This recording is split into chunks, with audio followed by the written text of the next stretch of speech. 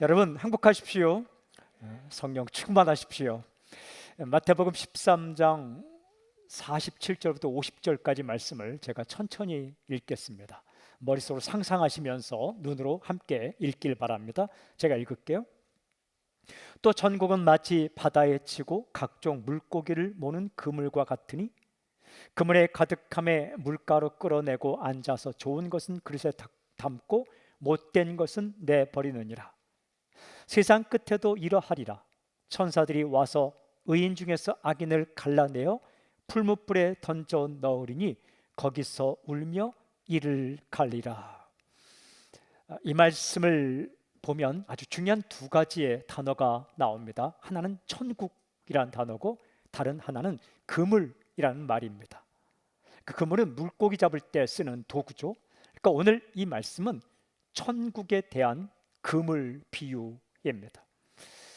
이 말씀을 해석하나 중요한 열쇠가 되는 아주 중요한 구절이 있습니다. 바로 49절에 있는 이 말씀인데, 세상 끝에도 이러하리라. 그러니까 세상 끝에 일어날 사건을 말씀하시는 거죠.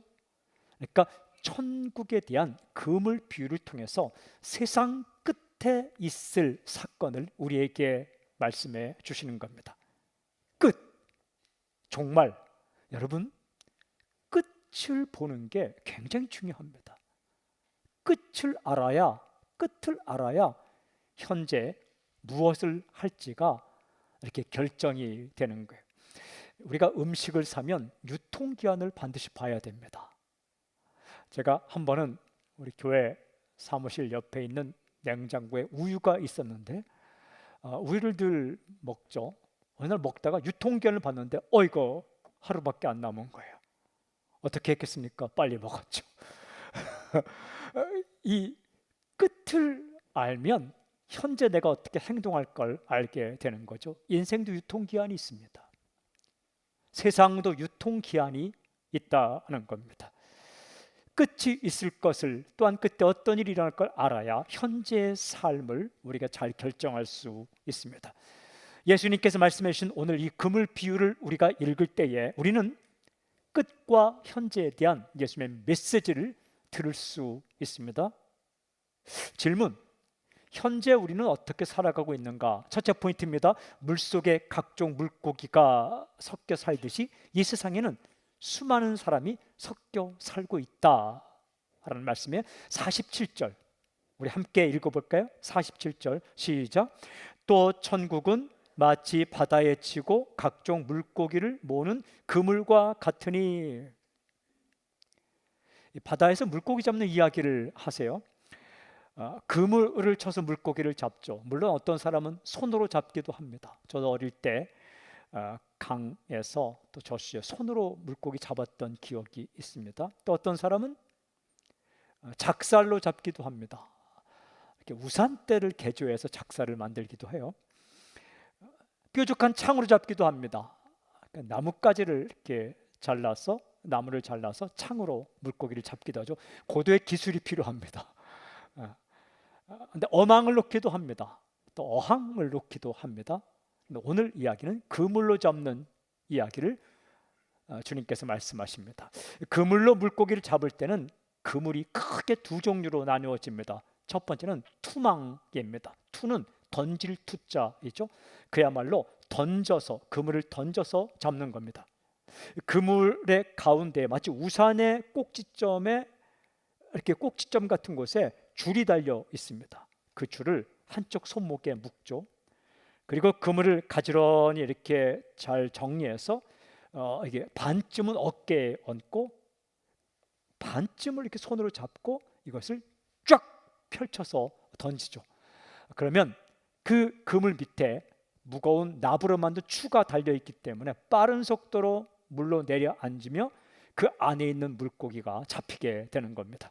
저도 어릴 때 삼촌 따라 강에 갔다가 삼촌이 투망을 던지시길래 쉬워 보여서 저도 한번 던져보겠다고 했는데 쉽지 않더라고요. 이게 쫙 펴지는 게 이게 여간 어렵지 않습니다. 또 하나는 예인망이라고 합니다. 예인망에서 예인은 끌인, 그러니까 끌어서 잡는 겁니다. 그러니까 이것은 정방형, 즉 정사각형처럼 생긴 그물에 위에는 끈이 달려 있고 밑에는 무거운 추가 달려 있습니다. 그래서 평소에 있을 때는 이것이 정방형으로 서 있지만 그 네 개의 끈을 배가 잡고 끌고 나가면 갑자기 밑에 것이 원추형으로 되어서 그 안에 있는 물고기가 잡히게 되는 거죠. 예인망 가운데는 또 하나가 방법이 뭐냐 하면 이쪽 끝을 배 한 척이 끌고 저쪽 끝을 배 한 척이 끌면서 이 두 배가 끌면 한쪽 꼭지점에 모일 때에 그 안에 있는 물고기를 다 잡게 됩니다. 그것을 예인망이라고 하는 거죠. 여러분, 이렇게 물고기를 잡게 되면 오늘 우리가 읽은 말씀에 기록된 그물은 헬라어로 사게네라고 되어 있는데 정확하게 사게네는 예인망을 가리키는 겁니다. 이 예인망으로 물고기를 잡기는 어떤 결과가 일어나는가? 오늘 이렇게 되어 있습니다. 각종 물고기를 모은 그물, 그러니까 각종 물고기를 잡는 그물이다.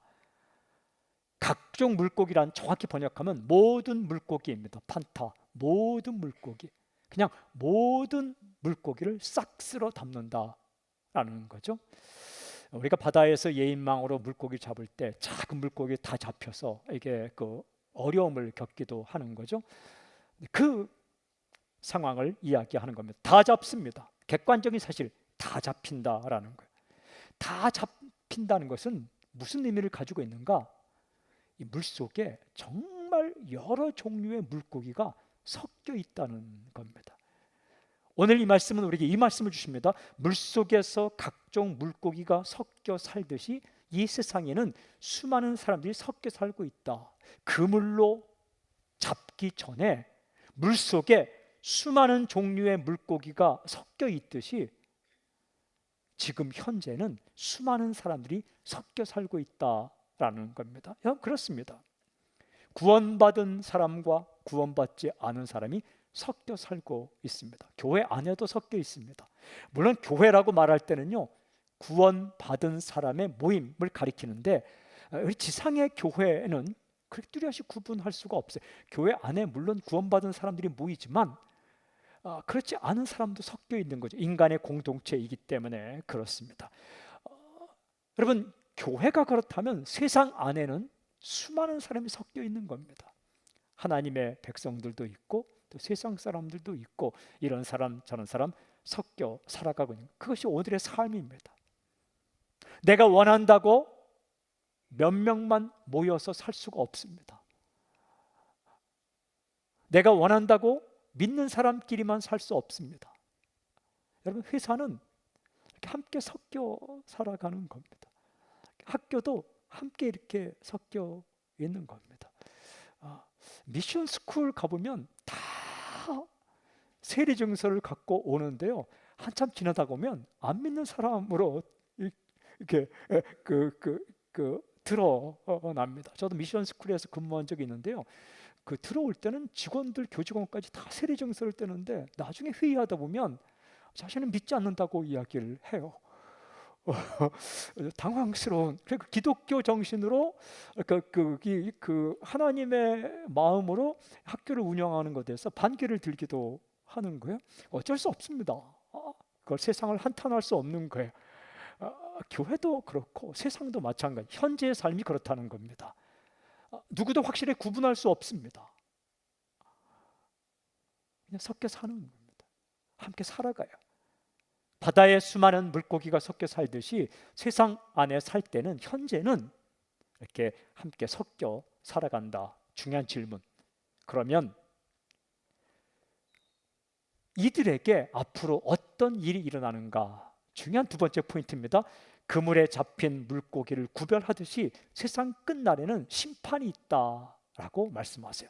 48절 이렇게 기록되어 있어요.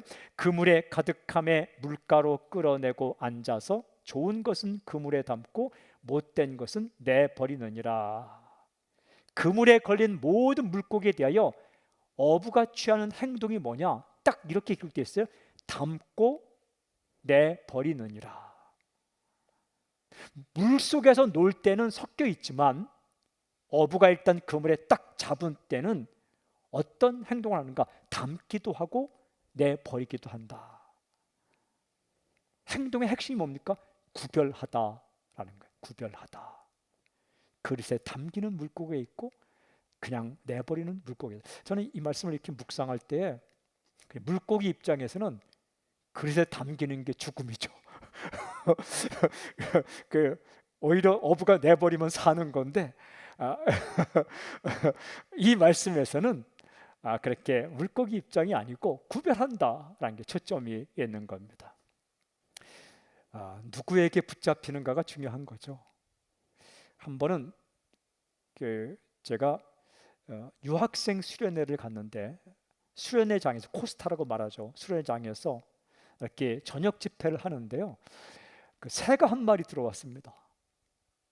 근데 이 새가 들어왔는데 나갈 곳을 찾아 막 날다가 창문에 부딪히는 거예요. 이렇게 꽝 부딪히고 날다가 또 부딪히고. 그래서 우리가 집회를 그만두고 중단하고 새를 잡기 시작했습니다. 이렇게 딱 그 새를 잡으려고 막 뛰어다니는 거예요. 근데 안 잡히더라고요, 새가.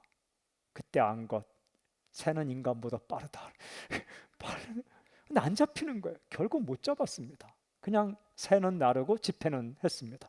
그런데 그때 잊을 수 없는 게 그 설교를 하던 목사님, 저는 다음 날 설교고 다른 목사님이 설교하는데 그분이 딱 이런 말씀하셔요.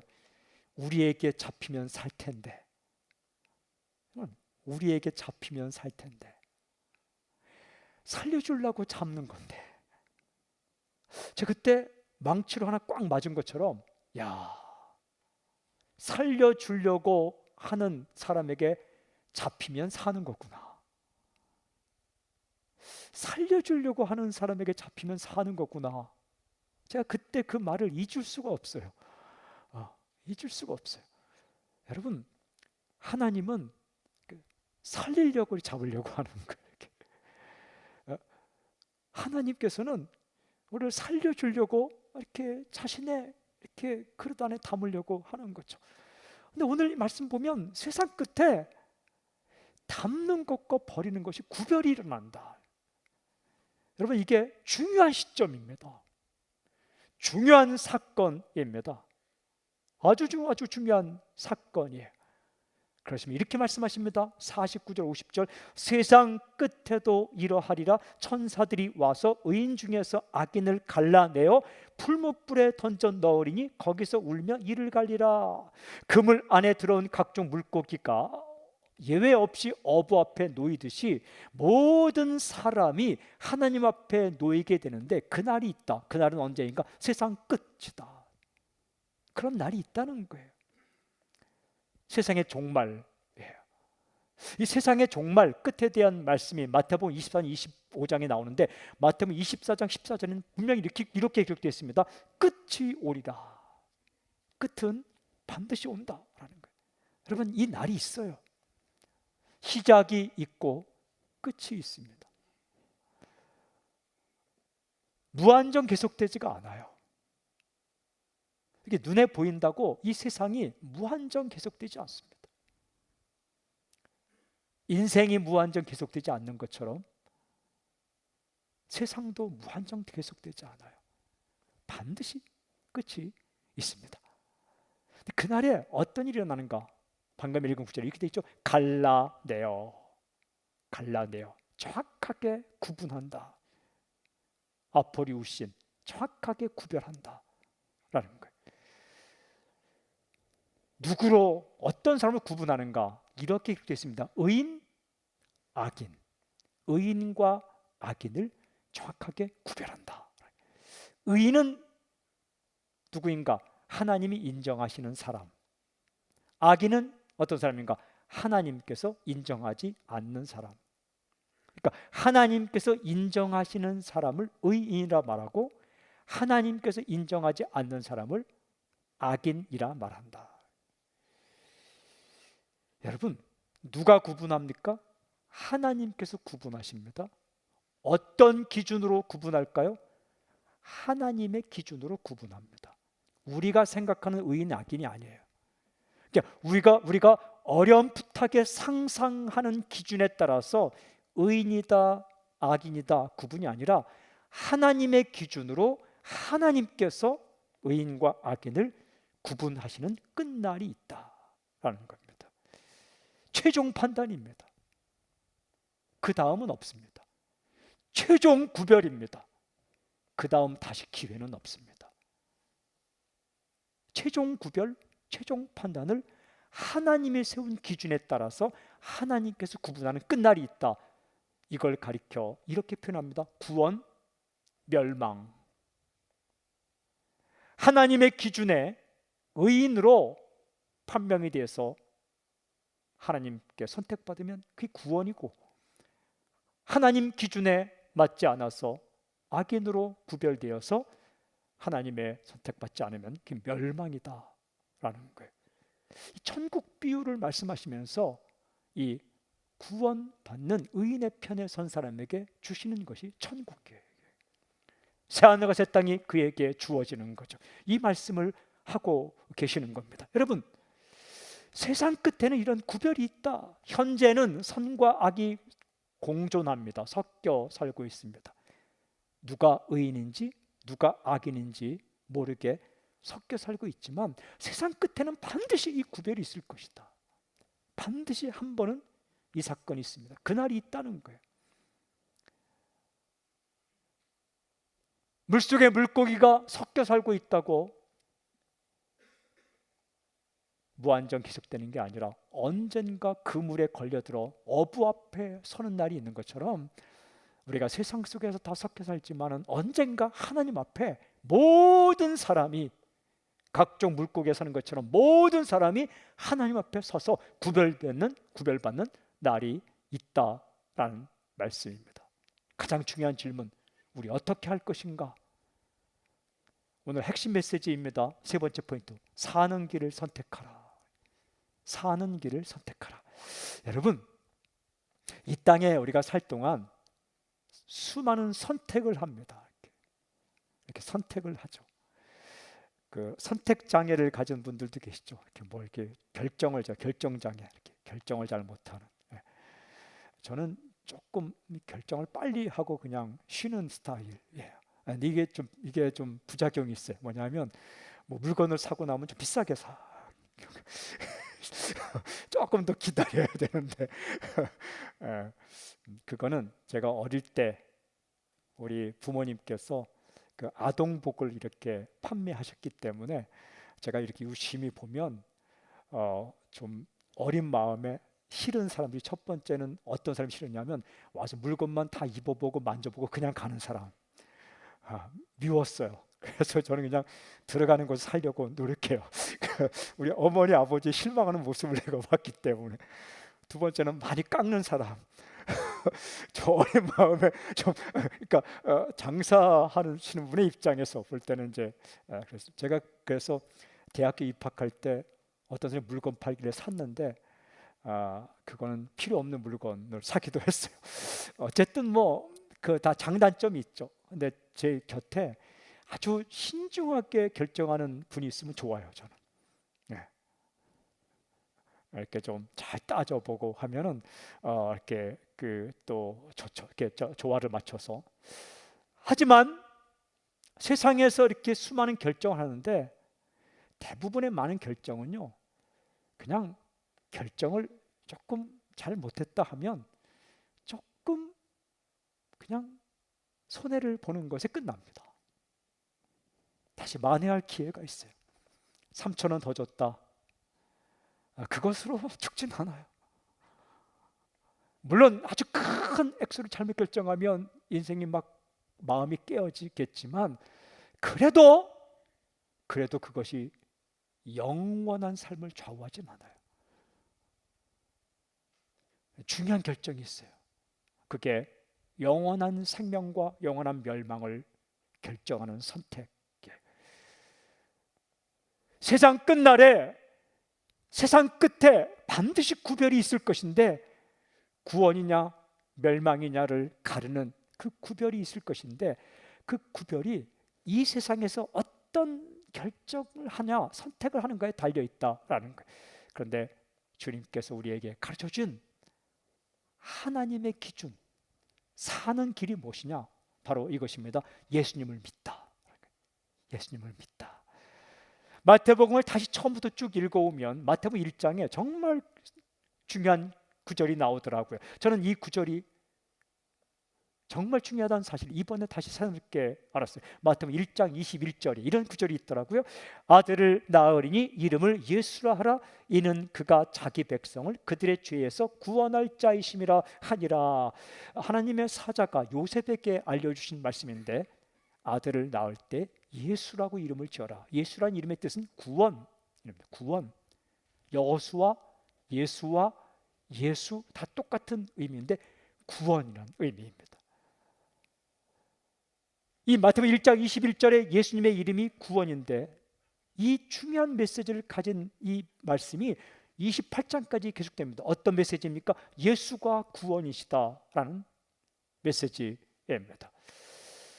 세상 끝날에 모든 사람이 하나님 앞에 서서 두 갈래로 쫙 나눠지는데, 그 영원한 생명을 얻는 사람, 그 기준이 뭐냐? 예수님이라는 거예요. 예수님이라는 게 이게 하나님의 약속입니다. 하나님의 약속. 누가 생각해낸 방법입니까? 하나님께서 생각해내신 방법이에요.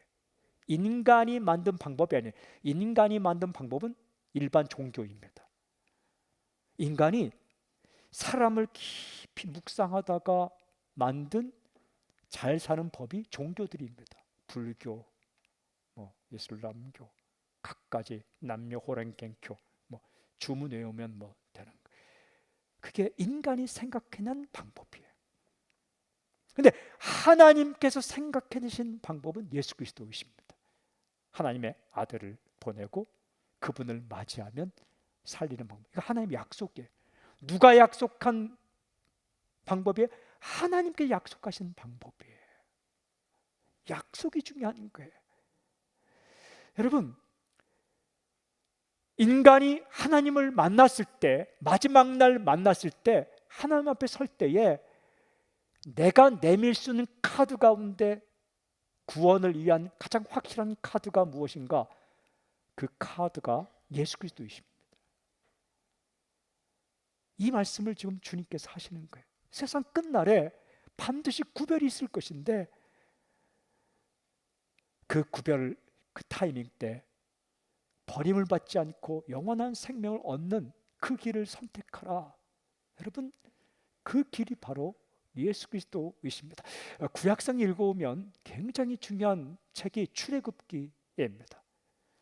출애굽기에는 구원과 구원받은 백성들의 삶이 잘 기록되어 있는데, 출애굽기를 읽어볼 때 여러분, 이스라엘 백성들이 애굽에서 나올 때 10가지 재앙이 임합니다. 피, 개구리, 이, 파리, 온역, 독종, 우박, 메뚜기, 흑암, 그리고 마지막 10번째 재앙이 첫 아들과 짐승의 첫 새끼가 다 죽는, 죽음의 사자가 덮칠 때 죽음을 당하는. 그런데 이 출애굽기 12장은 죽이는 이야기가 아니라 살리는 이야기예요. 그 죽음의 위기 앞에 살 수 있는 방법을 하나님께서 말씀하십니다. 사는 방법이 무엇이냐? 출애굽기 12장 13절 이렇게 읽게 했어요. 내가 피를 볼 때에 너희를 넘어가리니 재앙이 너희에게 내려 멸하지 아니하리라. 멸하지 아니하니라. 어떻게 멸망을 당하지 않느냐? 피를 보면 내가 너희를 죽이지 않겠다. 양을 잡으라. 양의 피를 인방은 문 위 가운데입니다.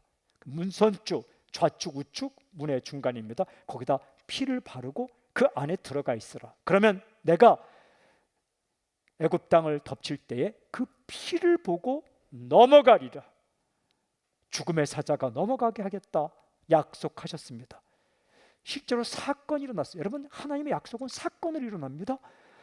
죽음의 사자가 덮칠 때 피를 바르고 그 집안에 들어가 있던 가족들의 첫 아들과 짐승의 첫 새끼는 살았습니다. 다 살았습니다. 어른도 살고 아이도 살았습니다. 어른이나 아이냐, 우리는 굉장히 중요하게 여기지만 그건 중요한 기준이 아니었어요. 우리 나이 많이 따지죠. 나이가 같으면 월 따지죠. 월 같으면 일 따지죠. 얼마나 많이 따집니까? 그런데 이 세월의 조건이 안 됐어요. 그냥 피를 바르고 약속대로 들어가 있으면 살았습니다. 부자도 살고 가난한 자도 살았어요. 우리 가진 거 많이 따지죠. 건강한 사람도 살았고 약한 사람도 살았어요. 우리 건강 많이 따지죠. 성격 안 좋은 사람도 살았고 성격 좋은 사람도 살았어요. 피를 바르고 집안에 들어가 있던 처자들 가운데 성격 안 좋은 사람이 얼마나 많겠어요. 성격 좋은 사람도 그 안에 들어가 있으면 성격 안 좋아질 수 있는 거죠. 뭐 자가격리할 때 얼마나 막 마음이 부글부글 끓습니까?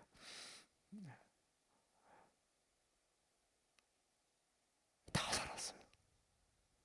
약속대로. 그의 성격보다, 그 가진 것보다, 그의 나이보다, 그의 건강 상태보다 중요한 게 그 임방과 문설주에 바른 피였어요. 하나님의 약속대로 그 피를 보고 따지지 않고 살려 주었습니다. 마찬가지입니다. 여러분, 하나님은 인간이 죽지 않고 살 수 있는 길을 주셨는데 그것이 바로 예수님의 피입니다. 하나님이 생각하는 방법이에요. 그리고 하나님께서 약속하신 방법이에요. 그리고 하나님께서 계획하신 방법이에요. 그리고 하나님께서 이미 이루신 방법이에요. 에베소 1장 7절에 보면 우리는 그리스도 안에서 그의 은혜의 풍성함을 따라 그의 피로 말미암아 속량 곧 죄사함을 받았느니라. 그의 피로 말미암아 우리가 죄사함을 받았다. 이 이야기를 하면서 굉장히 중요한 단어 하나가 나와요. 은혜라고 나옵니다. 이게 은혜라는 거예요. 은혜는 값없이 받은 것. 나는 아무런 공로가 없는데 예수를 믿었다는 한 가지 사실 때문에 예수님의 피로 내가 죄사함 받은 것, 이게 은혜 사건이라고 말씀합니다. 어떤 사람은 이렇게 말합니다. 또 이렇게 따질 수 있어요. 아니 어떻게 그런 일이 일어날 수가 있어? 수없이 많은 죄를 범했는데 아니 예수님을 믿었다고 예수님의 십자가의 피가 그 모든 죄를 용서한다는 게 말이 돼? 어리석은 말 아니야? 그걸 믿는 게 말이 돼? 라고 말할 수 있습니다. 여러분, 말이 됩니다. 왜? 하나님의 약속이기 때문에 그래요. 하나님은 약속을 지키시는 분이에요. 신이라고 말할 때, God, 신이라고 말할 때 신이 가지고 있는 성품 가운데 신실성이 있어요. 신실하지 않다면 신이 아니겠죠.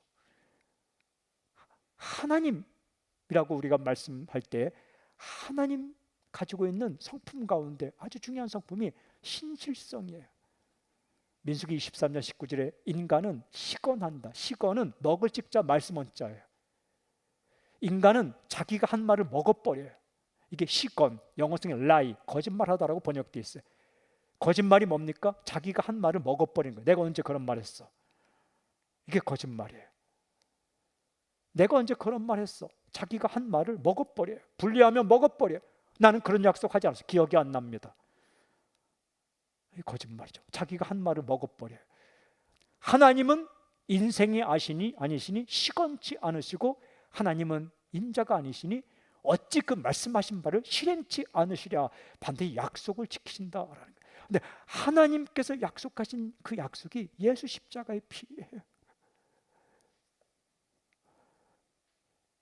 사랑하는 여러분, 우리가 마지막 날 하나님 앞에 설 때 정말 하나님은 내가 예수님을 믿었다는 사실 때문에 예수님의 십자가의 피를 보고 나의 모든 죄를 용서하실까? 용서하십니다. 이거 흔들리면 안 돼요. 내가 이 땅에 죄 짓고 삽니다. 죄 지으란 이야기가 아니에요.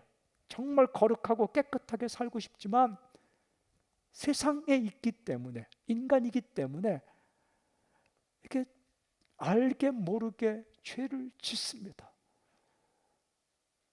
생각으로도 짓고, 여러분 말로 죄 짓지 않더라도, 행동으로 죄 짓지 않더라도 생각으로도 죄를 짓습니다. 사람은 보지 않지만 하나님은 다 보세요.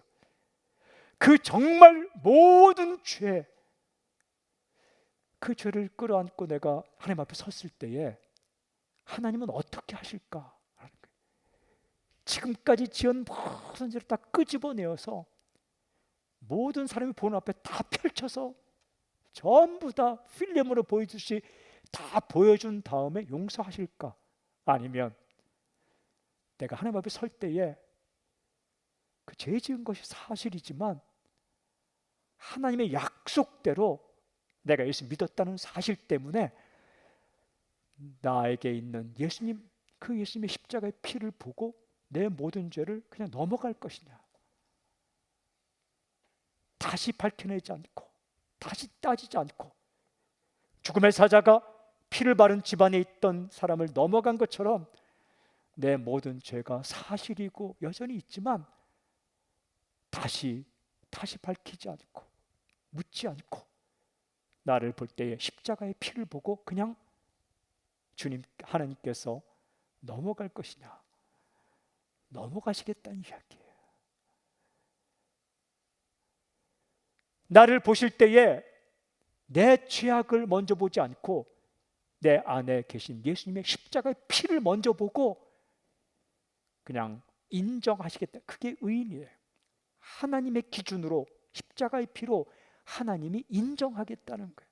예스 하겠다는 거예요. 하나님의 예스, 노가 아니라 하나님의 예스, 하나님의 예스를 듣는 그 약속이 십자가의 피다. 이걸 은혜예요. 그래서 이게 복음이에요. 복된 소식이에요. 우리의 죄를 다 끄집어내고 창피를 다 준 다음에 용서하는 게 아니라 내가 하나님 앞에 섰을 때에 약속을 따라 십자가의 피를 보고 내 모든 죄를 용서할 것이다. 그런 날이 있다는 거예요. 하지만 아무리 작은 죄가 있을지라도 십자가의 피가 없으면 그 작은 죄가 밝혀지고 그 죄 때문에 하나님의 인정을 받지 못한다는 거예요. 왜? 하나님은 빛이시기 때문에 어떤 죄악도 용납할 수 없기 때문에. 누가 생각해낸 방법이에요? 하나님의 생각이에요. 누가 계획하신 거예요? 하나님께서 계획하신 거예요. 그래서 기독교는 일반 종교가 아닌 거예요. 종교는 인간의 고안물이에요. 종교는 인간의 생각에서 나온 거예요. 종교는 인간 차원에서 생각하는 방법이에요. 그러나 이 성경에서 말씀하신 것은 하나님의 방법이에요. 반드시 약속을 지키는. 이게 미련한 방법이 아니에요. 어리석은 게 아니에요. 그래서 고린도서 1장 18절에 이런 기록이 있습니다. 십자가의 도가 멸망하는 자들에게는 미련한 것이요 구원을 받는 우리에게는 하나님의 능력이라. 이게 믿지 않는 사람에게는 어리석게 보일 수 있다는 거예요. 어떻게 그런 방법을 믿느냐. 그러나 구원을 얻는 우리에게는 이것밖에 방법이 없는 거예요. 구원을 얻는 하나님의 능력인 거예요. 사랑하는 여러분, 십자가의 도, 십자가에서 흘리신 예수님의 피가 나의 모든 죄를 씻기시고 나를 구원하신다. 십자가의 도가 구원을 얻게 하는 진정한 능력이다 라는 말씀입니다. 이 방법이 진짜예요. 왜? 하나님의 방법이기 때문에. 그 길이 예수 그리스도이시다. 그날이 있다는 거예요. 근데 그날, 그 사건이 있을 때에 이미 하나님 앞에 섰다면 늦은 거예요. 다시는 기회가 없어요. 그냥 끝인 거예요. 현재를 어떻게 살 것인가? 사는 길을 선택하라 라고 말씀하세요. 예수님의 제자 가운데 가장 가까이에서 말씀을 들었던 제자가 요한입니다. 요한은 예수님의 품에 안겨서 말씀을 들었어요. 저는 요한이 참 그 모습이 아름다워요. 예수님의 품 안에 안겨서 예수님 말씀을 들은 거예요. 그 요한이 90세가 넘었을 때 편지를 교회들에게 씁니다. 그 편지가 요한일서, 요한이서, 요한삼서입니다. 계시록도 요한이 썼죠. 요한복음도 썼죠. 근데 요한일서를 읽어보면 구원의 도에 대해서 굉장히 정확하게 기록합니다. 요한일서 5장 12절 이렇게 기록합니다. 한 아들이 있는 자에겐 생명이 있고 하나님의 아들이 없는 자에겐 생명이 없느니라. 하나님의 아들 예수 그리스도가 그 안에 있으면 생명을 얻게 되고 하나님의 아들이 없으면 생명이 없다라고 선포합니다. 이것은 복음이에요. 우리는 죽을 수밖에 없는데, 우리 죄 때문에 멸망받을 수 없는데, 멸망받을 수밖에 없는데 하나님의 아들을 맞이하면, 예수님을 마음에 맞이하면 생명을 얻게 된다. 죽음의 사자가 넘어간다는 거예요. 창문을 열면 바람이 들어옵니다. 커튼을 열면 햇살이 들어옵니다. 마음을 열면 예수님이 들어오십니다. 여러분, 바람은 항상 창가에 와 있어요. 하지만 창문을 열기 전에는 바람이 들어오지 않아요. 바람은 있어요. 가까이에 와 있어요. 하지만 창을 여는 순간 바람이 들어와요. 햇살은 커튼 밖에 와 있어요. 그러나 커튼을 열기 전에는 햇살이 들어오지 않아요. 커튼을 여는 순간 햇살이 들어와요. 예수님은 내 마음의 밖에 항상 와 계세요. 그러나 내 마음을 열기 전에는 주님이 들어오시지 않아요. 내 마음을 열고 예수님을 받아들이고 예수님의 십자가의 피가 내 모든 죄를 용서할 걸 딱 받아들이는 것, 이걸 믿음이라 그래요. 믿음은 내가 뭐 붙잡는 게 아니에요. 믿음은 마음을 열고 받아들이는 거예요. 믿음이란 설득당하다라는 거예요. 설득당하다. 하나님께서 지금 이 성경을 통해 또 메시지 설교를 통해 내 아들 예수님을 네가 믿으면 다른 것보다도 마지막 날에 심판이 있을 때에 내 아들 예수 십자가의 피를 보고 내 모든 죄를 용서하고 너를 구원해 주겠다는 이 약속의 메시지 복음이 선포될 때에 예, 그래요, 그 말을 내가 믿을게요 라고 내가 설득당하는 게 믿음이에요. 하나님 말씀하지도 않았는데 내가 믿습니다. 내가 그게 믿음이 아니라 그냥 예, 그래요 라고 설득당하는 것, 마음을 여는 것, 그게 믿음이에요.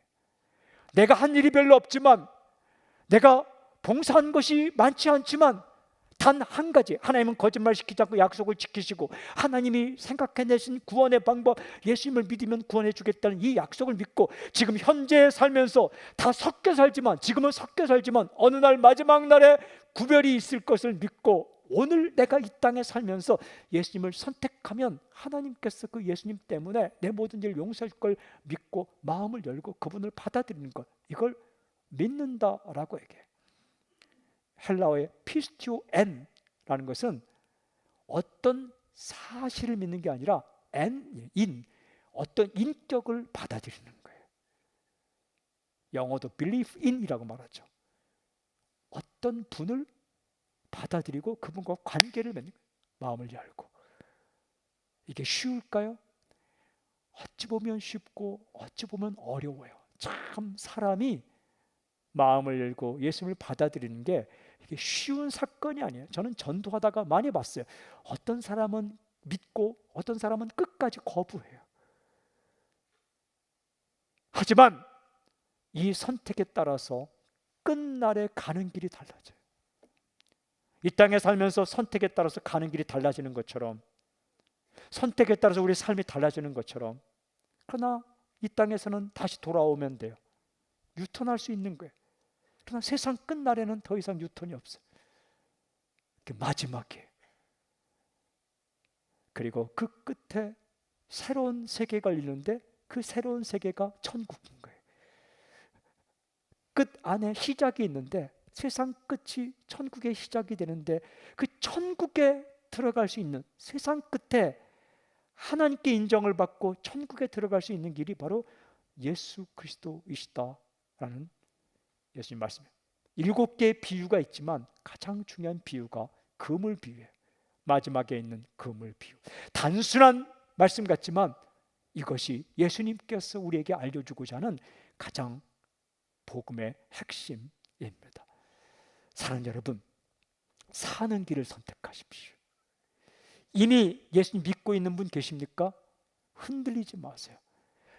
예수님의 피가 내 모든 죄를 용서하셨고 나는 마지막 날에 하나님의 선택을 받을 것이다. 이 믿음이 흔들리면 안 됩니다. 이 믿음을 흔드는 게 이단이에요. 이 믿음을 흔드는 게 귀신이에요. 이 믿음을 흔드는 게 참 이게 악한 영들이에요. 이 믿음 흔들리면 안 돼요. 우리 이 땅에 살면서 이곳에 있을 수도 있고 저곳에 있을 수도 있어요. 많은 것을 가질 수도 있고 적은 것을 가질 수도 있어요. 건강할 수도 있고 약할 수도 있어요. 홀로일 수도 있고 사람 틈바구니 속에 살 수도 있어요.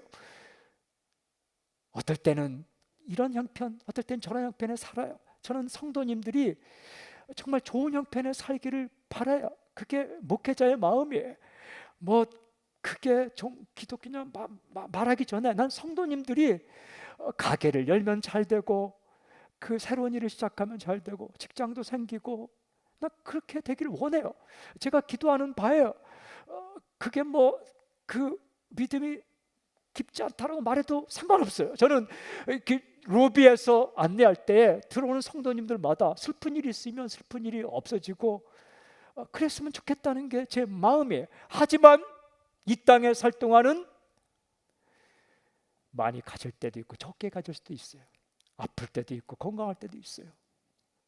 일이 마음대로 잘 풀릴 때 있고 가게를 열었다가 닫을 때도 있어요. 또다시 새로운 걸 열 때도 있어요.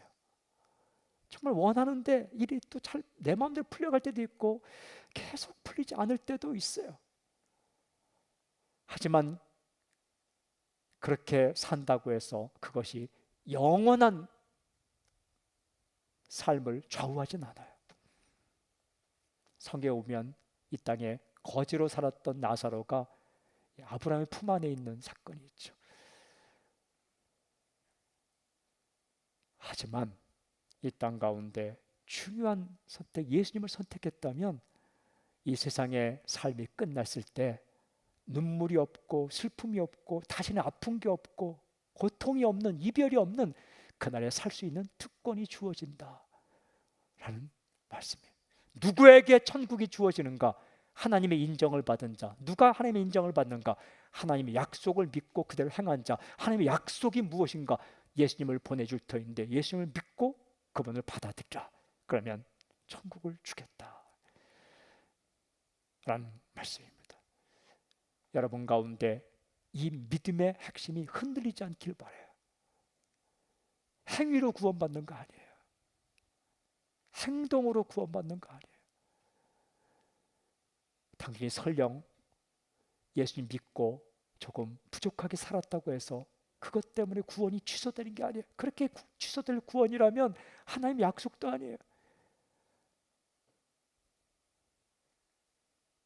하나님의 약속은 너의 모든 행동에 관계없이 가장 중요한 행동, 예수 믿었으면 구원해 주겠다. 값싼 구원이 아니에요. 값비싼. 왜? 예수님의 십자가의 피를 흘려서 이 약속을 이루어낸 거예요. 인간의 피 정도가 아니에요. 죄악으로 만든 인간의 피 정도가 아니라 하나님의 아들의 피를 흘려서 이 약속을 성취하신 거예요. 값비싼 약속이에요.